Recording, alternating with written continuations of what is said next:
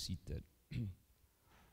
Let us open our Bible on Psalms 119, verse 18. Praise the Lord. Open thou mine eyes, that I may behold wondrous things out of thy law. Yes. Ito po ay gawin nating dalangin sa bawat sarili natin at para sa lahat ng mga tao sa sanglibutang ito. Open thou mine eyes, buksan niyo po ang aking mga mata upang makita ko ang mga kagilalas na mga bagay mula sa inyong mga tuntunin. Napaka-importante po na itong banal na salita ng Diyos, mabuksan ang ating mga mata at magpakailan pa man, huwag ito mabulagan. No? So, pag nabuksan yung ating mga mata, para makita natin ang mga kagilagilalas na mga gawa ng Diyos sa buhay natin. Sabihin ko po sa inyo, hindi matatapos yung ating malalaman, hindi matatapos yung ating maiintindihan. This is unlimited. No?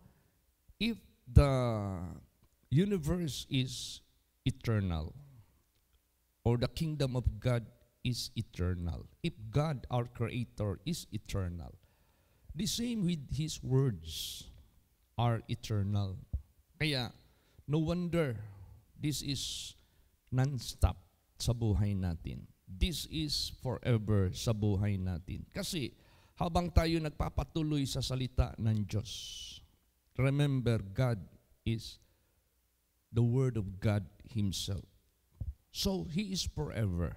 So the Word of God is forever as well. He is unlimited. So the Word of God is unlimited. He is so great. So the Word of God is so great. Dito lang natin makikita ang kaluwalhatian ng Diyos sa banal na salita niya. Kaya nga sabi nga ni Lord Jesus Christ, search the Scriptures, for in them you think ye have eternal life, and they are they which testify of me. So napakaganda na masilayan natin ang Diyos. Masilayan natin ang kadakilahan ng Diyos. Kasi ito yung intensyon ng Diyos na masilayan makita natin ang kadakilahan niya dahil it reflects our lives, ourselves. No? Magre-reflect yung buhay natin. Kung paano siya sa kanyang kaluwalhatian, ganun din ang mangyayari sa buhay natin. Kung paano siya reigning.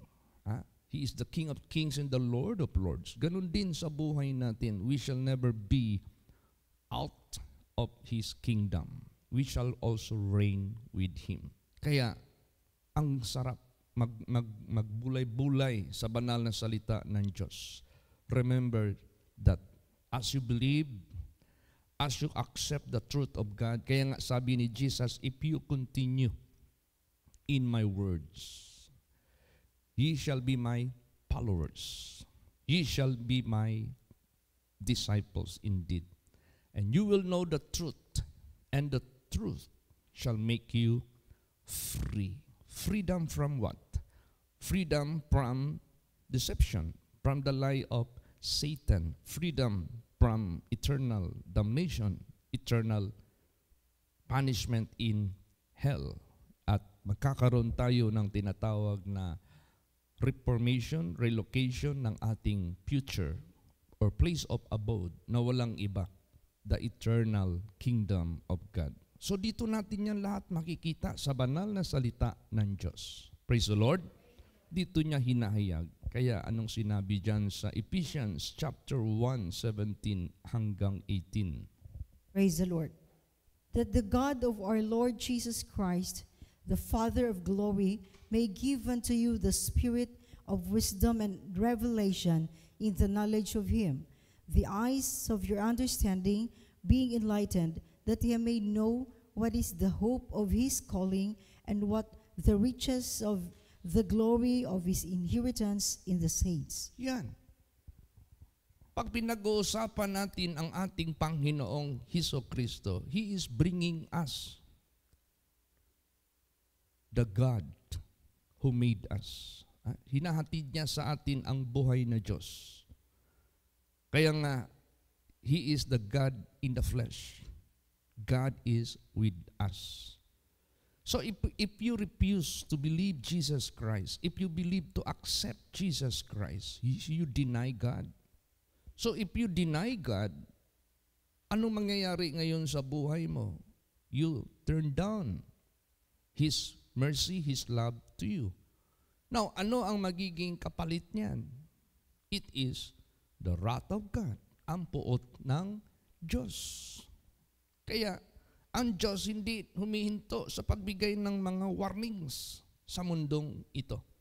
Napakahalaga ang banal na salita ng Diyos. Kung meron man tayong pahalagahan higit sa lahat, ang Diyos. Na walang ibang salita ng Diyos, na walang iba ang ating Panginoong Hesukristo. In the beginning was the Word, and the Word was with God, and the Word was God, and the Word became flesh.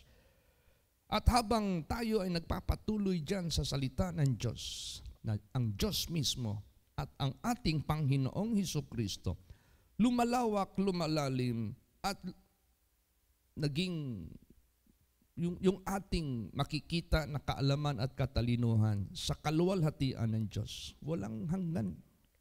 Hindi na ito mahihinto magpakailan pa man. Napaka-importante. No wonder Jesus said, look not on the things which are seen, because the things that are seen are eternal or are temporal. But look on the things which are not seen, because the things that are not seen are eternal. Pag sinabi mong eternal, it is endless, unlimited. Pag sinabi mong eternal, it's so broad. Napakalawak niyan. Tingnan mo yung mga scientists. They are witnesses how the universe is being considered as endless. Sabi pa nila, if you travel with the speed of light, and if you reach the end of the universe, you cannot find the end of the universe, because universe is expanding faster than the speed of light. Di nila kaya mahabol paano kalawak. Because kung ating gagamitin ng isang word, it is eternal. It is endless. So the Word of God, the same. Praise the Lord. Ganon din ang banal na salita ng Diyos. Kaya mapalad ang mga tao na binigyan ng kahalagahan ang banal na salita ng Diyos, kasama ang pananampalataya, kasama ang pagsunod po nito. Because you are having the eternal glory of God, eternal riches of God, eternal benefits of God. Habang nandito ka pa sa sanglibotang ito, bibigyan ka ng Diyos ng bonus. Ano yung bonus na yan? And all these things shall be added unto you. Praise the Lord. Minsan yung mga treasure hunters, sabi nila, tagal na natin nag-treasure hunting. Kahit man lang yung sana yung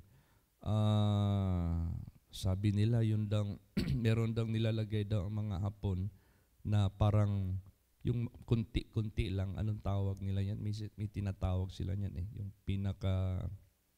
Yung mga kaunti lang. Hindi man din daw nila makita. Nandito sa Diyos. Dito makikita. Pag binigyan natin ng kahalagahan ang salita ng Diyos, makikita mo at marireach mo ang major, prime blessings of God, the eternal glory of God, the eternal riches of God, the eternal benefits of God, the eternal kingdom of God. Tapos yung buhay natin sa sanglibotang ito, bonus na lang yun. Praise the Lord. And all these things shall be added unto you. Ganun ka lalim, ganun ka broad ang banal na salita ng Diyos. Kaya sinabi diyan, that the God of our Lord Jesus Christ, the Father of glory, may give unto you the spirit of wisdom and revelation in the knowledge of Him, the eyes of your understanding being enlightened, that ye may know what is the hope of his calling, what the riches of the glory of his inheritance in the saints. So referring the saints, referring those people who believe with 100% of their soul, of their heart, of their mind, of their strength. These are the saints. Praise the Lord. So kailangan makasama tayo dito. Kailangan we are among them who are the saints. So kailangan tayo rin sa buhay natin. Let us offer our mind, our strength, our heart, our soul, 100% unto God para makasama tayo among the saints. If makasama tayo sa among the saints, you will inherit the inheritance of the Creator of all. Ay, hindi basta-basta yan. Praise the Lord. Kaya, napakalawak ng banal na salita ng Diyos. Grabe, hindi basta-basta. Basahin natin. Psalms 119 verse 96. Praise the Lord. I have seen an end of all perfection, but thy commandment is exceeding broad. Yan. Nakita ko ang katapusan ng lahat ng kasakdalan, but thy commandment is exceeding broad. You might see the end of all things, but the Word of God, you cannot see even the end of it because it's so broad. O, tama lang yung mga statements ng mga scientists. As we get near to the end of the universe, but we cannot reach the end of it because as we travel the speed of light, the universe is expanding faster than the speed of light. It's so broad. Praise the Lord. Hindi mo mahahabol. Pwede mong mahabol anumang, kahit ang dulo ng mundong ito, pwede mong mahabol. Ang dulo ng mundo, dito yan banda sa the end of the world, bandang Australia. Kung dito ka naman sa South and North Pole, pwede ka magpunta doon sa parting Alaska. O kaya doon sa matatawag nating, yun doon na sa pinakadulo, makikita mo naman yan eh.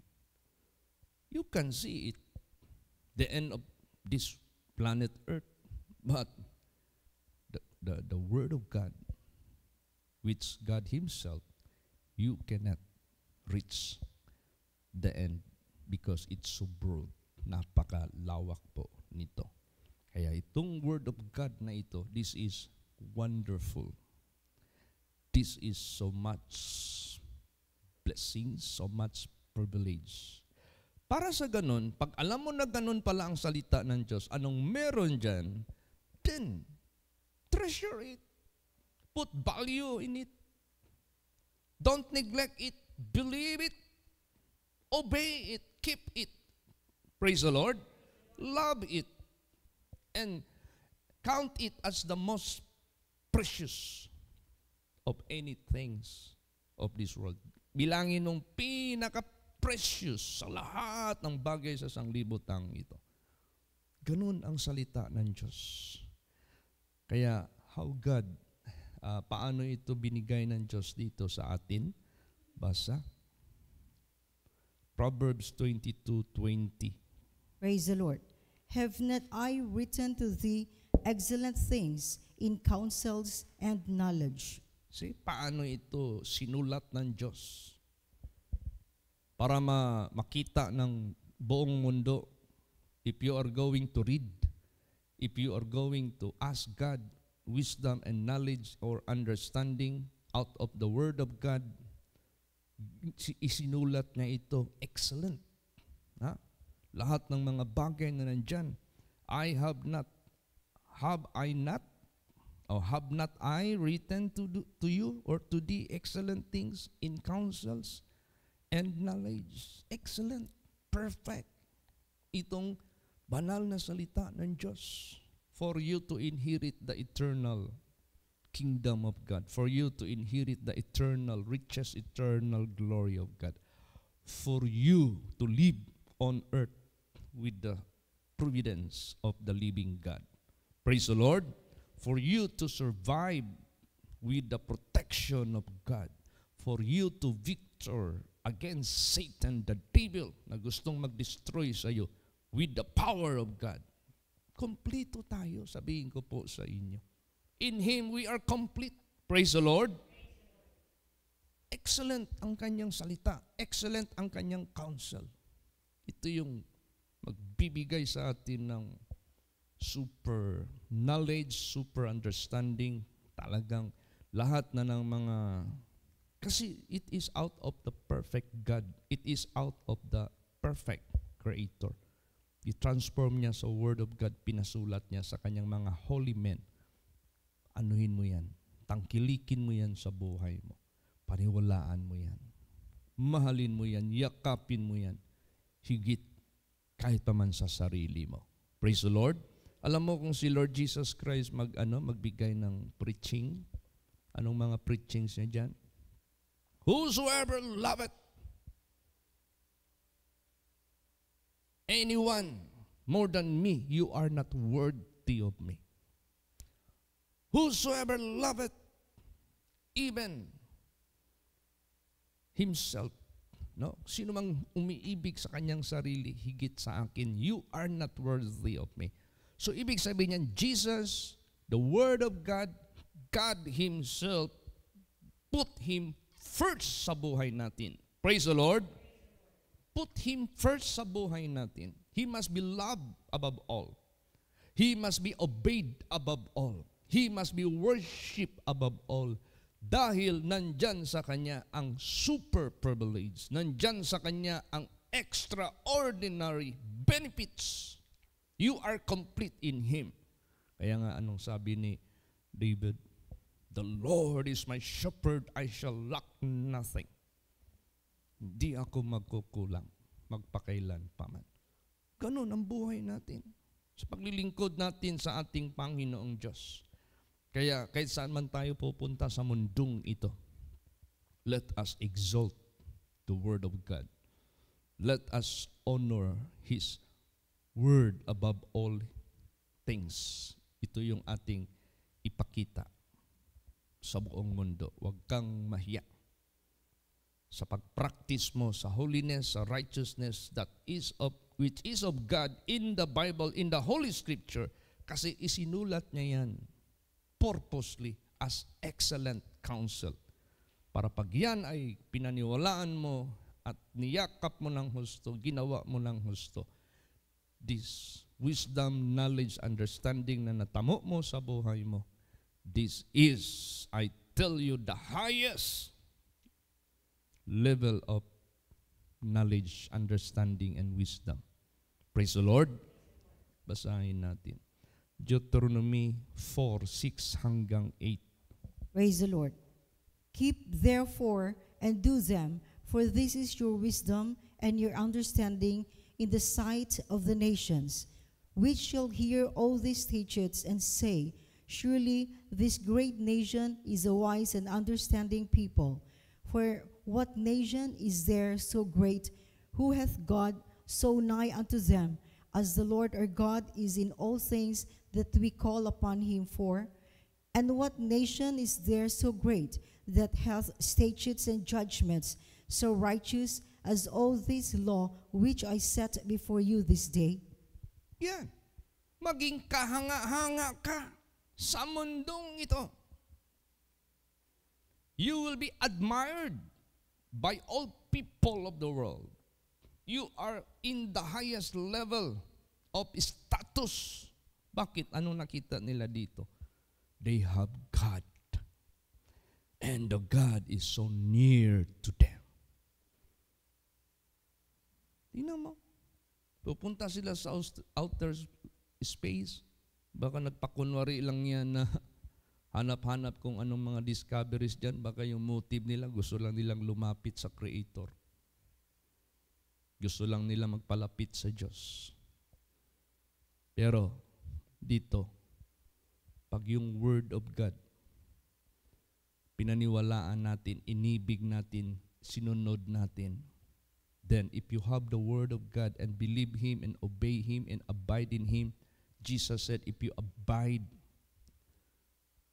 in my Word and my Word abide in you, God is with you already. God is so near to you. Who is He? The creator of all things, which the scientists so much puzzled, so much amazed how all these things were made. Praise the Lord. O di nasa highest ano ka, yung creator of everything so near to you.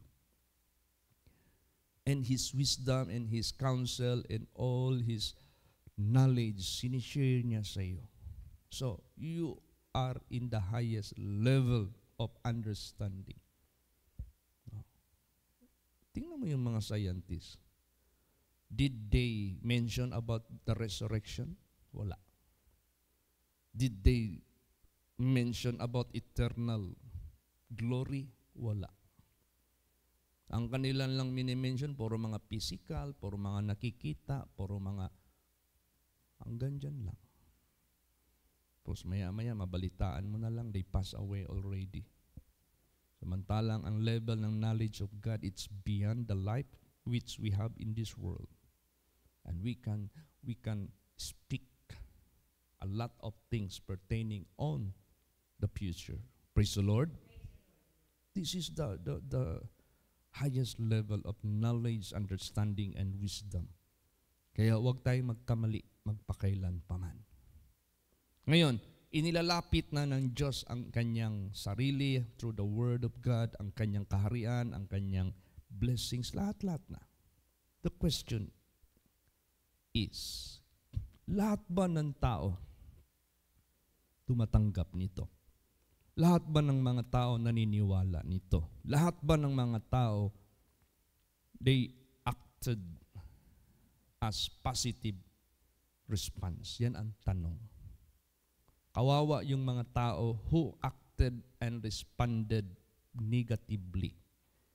Kasi noon pa yan nangyayari na yan. Basahin natin yan. Hosea 8:12. Praise the Lord. I have written to him the great things of my law, but they were counted as a strange thing. Yan. Tingnan mo. Sinulat ko ang mga dakilang bagay mula sa aking mga salita, sa aking mga tuntunin. Subalit, binilang nila ito na isang strange thing. Anong strange thing? Pag sinabing strange thing, hindi nila tanggap. They cannot accept it. Pag sinabing strange thing, they cannot even understand it. Hindi nila. Paano wala silang faith? Paano wala silang trust sa Diyos? Paano wala silang, hindi sila naniwala sa nagdala dito ng katotohanan ng Diyos na walang iba ang ating Panginoong Hesukristo? Mahirap yun. Pag hindi ka naniwala kay Lord Jesus Christ, na siya talagang legit, tingnan mo ngayon, ang dami ng kulto ngayon lumalabas. Mabasa mo, marinig mo na yan sa ano. Meron nang nagko-corona sa sarili, siya raw si Queen Elizabeth III. Meron nang nagpapadlak ng mga properties dahil sila na raw yung right group na maningil ng buwis. Dahil lumad sila yung claimant ng buwis ng mga lupa saan man kanilang kiniklaim because of the ancestral domain. See? Hindi nila alam there is only particular place which that the government made a so-called certificate of so-called KADTI. Pag sinabing KADTI, Certificate of Ancestral Domain. Hindi mo yan pwedeng i-claim yan sa syudad, i-claim mo kung saan-saan. That is not belong to KADTI. So ang dami ng ano ngayon. Ang dami na. Tapos ginagamitan pa nila ng religious way. See? Matindi. Grabe na ngayon ang nag-a-arise na mga false teachings, false truth. Hindi totoo.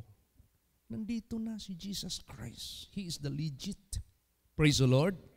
Siya lang. Wala nang iba. Gusto mong makarating sa kaharian ng Diyos? Doon ka maniwala sa Kanya na galing doon. Gusto kang makarating sa kaharian ng Diyos? Na hindi ang flesh and blood ang magpunta doon? Doon ka maniwala sa Kanya na nag-prove that He Himself was resurrected. Praise the Lord. Gusto ka makarating sa kaharian ng Diyos? That you will be ascending, going upward way into the kingdom of God? Doon ka maniwala sa Kanya who ascended up into heaven. Praise the Lord. O sino pa man yan? Wala namang iba. Si Lord Jesus Christ lang yan. Kaya, do not count strange things. What Jesus showed, what Jesus preached, what Jesus taught.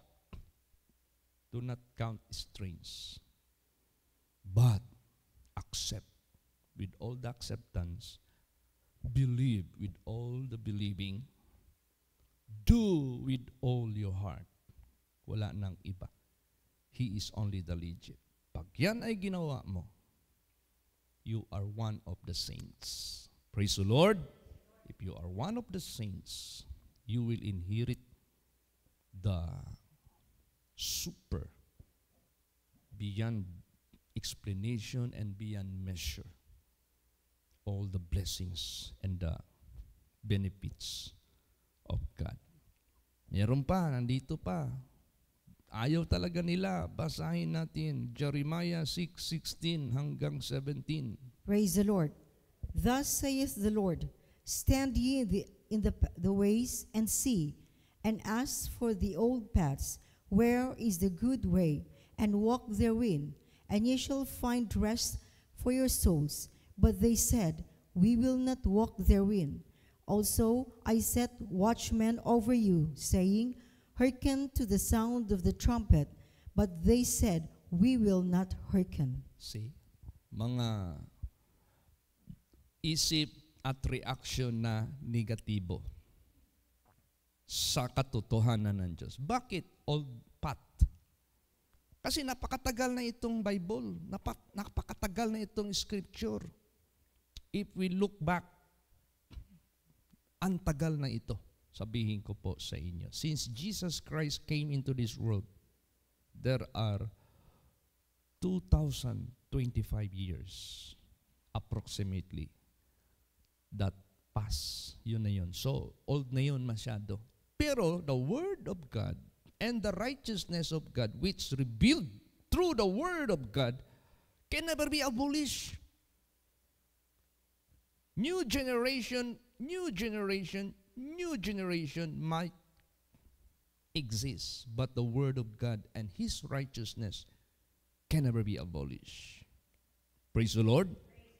So, pag sinunod mo ang righteousness and holiness ng Diyos through the Scripture, through the Holy Scripture, you're following the old paths, which the righteousness of God that can never be abolished. But the people replied, we will not walk therein. Ayaw namin yung old path na yan. Ayaw namin yung old ways na yan. We want modern. We want the latest. Modern and latest. Tapos nagko-contradict na sa turo ng Diyos. Yung panamit, yung the way of worship, nag-iba na. Ikumpara sa mga old days, which is God had established. Kaya, itong mga taong ito, sila yung ayaw ng old paths ng Diyos. Gusto nila itong modern.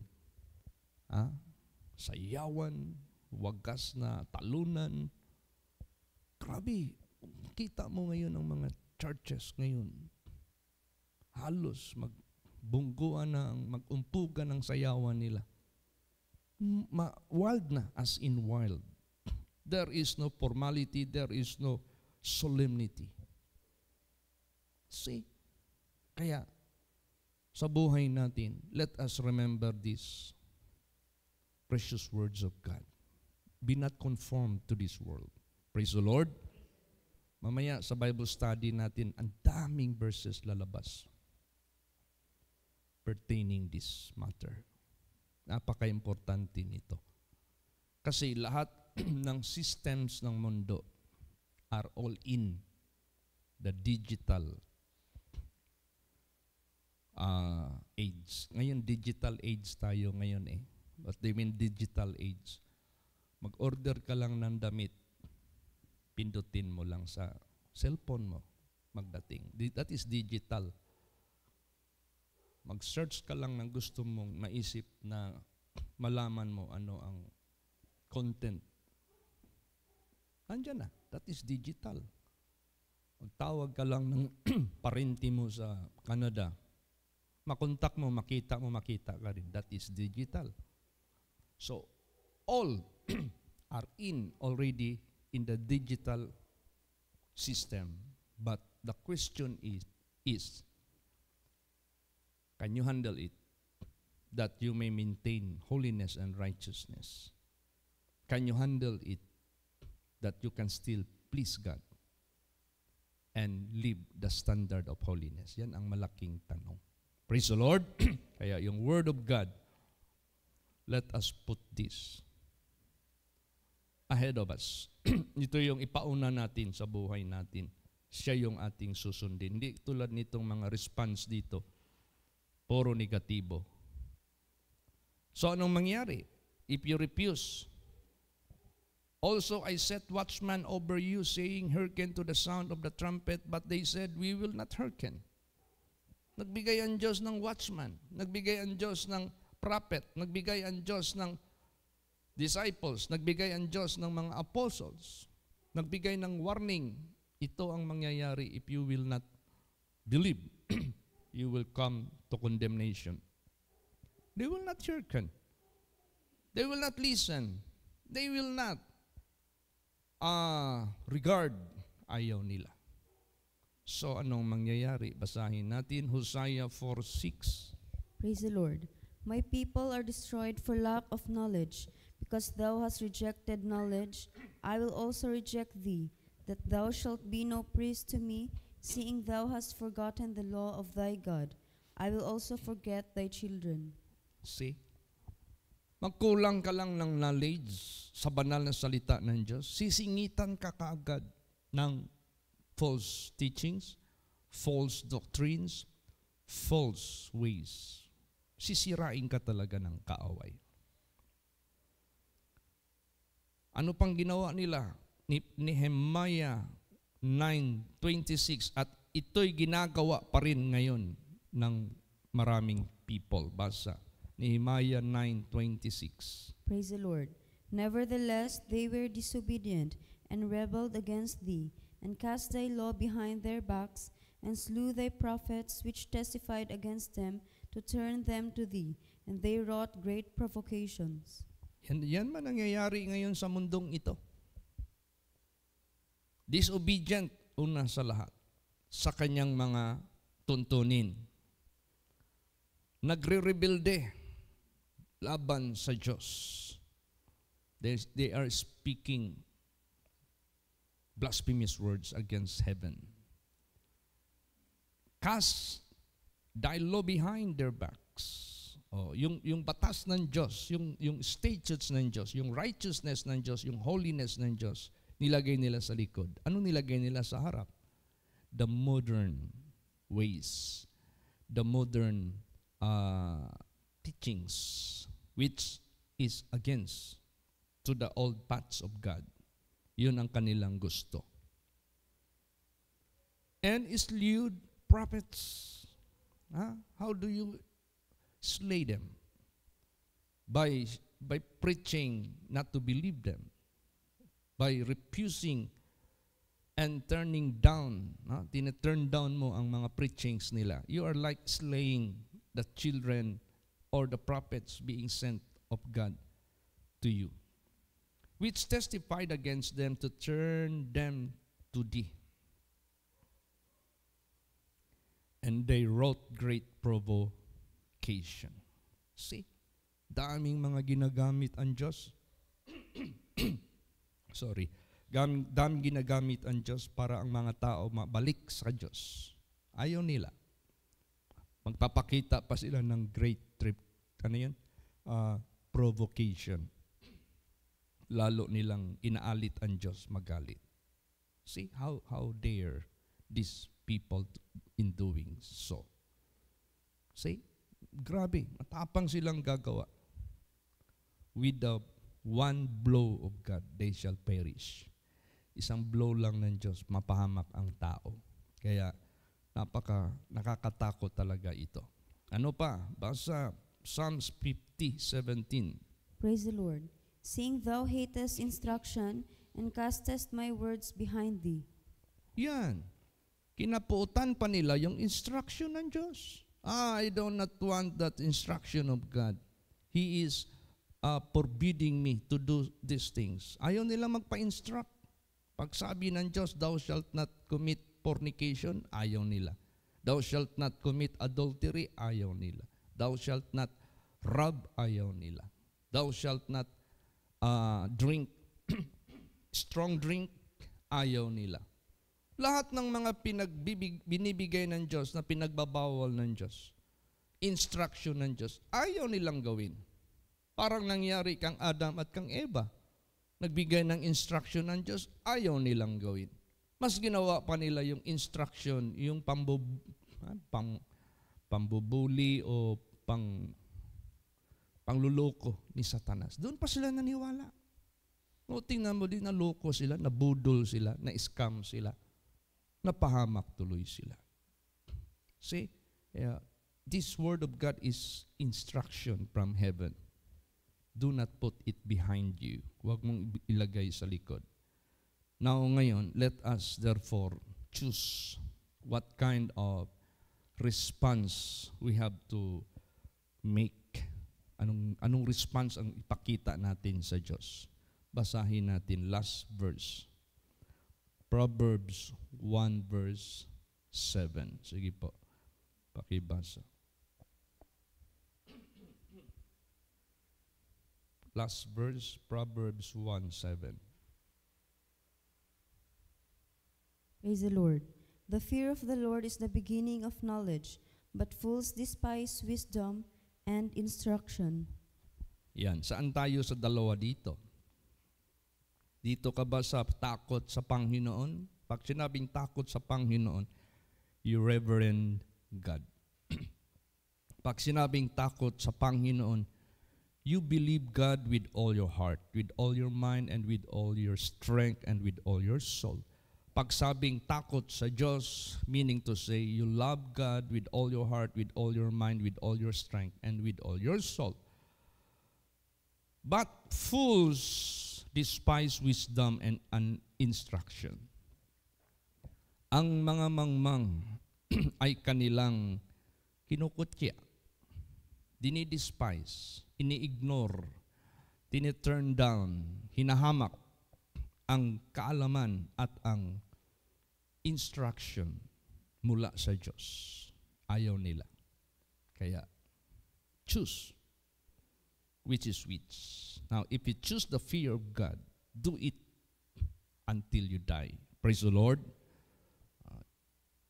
Do not ever follow the way of the fools who despise wisdom and instruction. Huwag, mapapahamak ka talaga dyan. Kaya, dami pa nating makikita out of His law. Open thou mine eyes, that I may behold wondrous things out of thy law.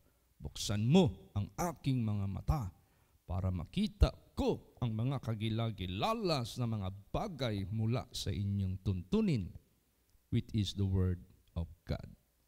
We have so much blessings, we have so much knowledge, we have so much understanding, wisdom from the Word of God. Because the Word of God is God Himself. Praise the Lord! Magsitayo po ang lahat. Let us all pray.